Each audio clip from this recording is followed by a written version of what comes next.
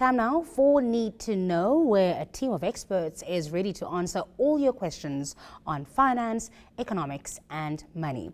Now, we use cards to pay for our goods and services each day as opposed to cash, but have you ever wondered about the costs involved for business owners? Well, Dean Murray, FNB Head of Growth for Merchant Services, took some time to answer a question from Sizwe, who asked what are the costs involved of using a SpeedPoint machine for his business. From a cost perspective, there are four main costs that are normally associated with the provision of merchant services. The most important one is the commission fee. The commission fee is, in banking jargon, an ad valorem fee. So this is a percentage of the transaction value that would go through that merchant services account.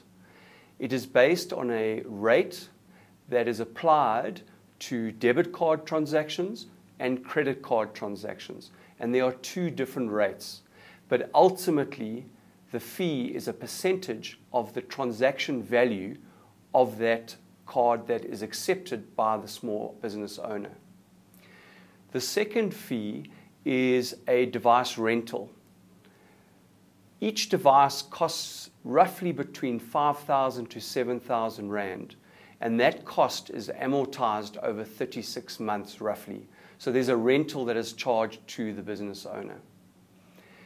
There are other cost elements, and these cost elements pertain to tally rolls. This is the printing slips that are in the actual device. Certain banks charge for these rolls, and other banks don't charge for these tally rolls. FNB chooses not to charge for these rolls. The fourth component, which is normally what we call a minimum merchant fee, is a fee that is charged where your commission fee is insufficient to cover the costs attached to that account.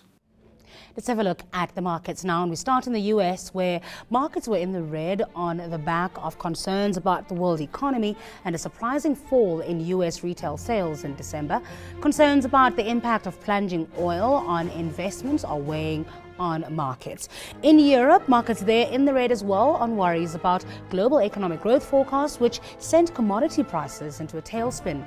Energy and mining shares were in decline.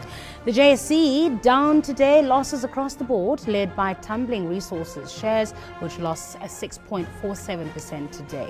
And commodities remain under pressure. We saw copper prices fall to multi-year lows today. Copper is often seen as the leading indicator for base metals in particular. Brent crude, a bit up on the day, but it remains at 2009 levels on the day. On the currency markets, the Rand off its worst levels as emerging market currencies enjoyed some respite from the softer trend, which was evident during the morning. And that's it for today's edition of ENCA Moneyline. Thank you for watching. We value your input, so you can email it to us on moneyline@enca.com, or you can tweet us using the handle @ENCA News with the hashtag ENCA Moneyline. Coming up next is Late Night News with Louise Okola. Until tomorrow night, bye-bye.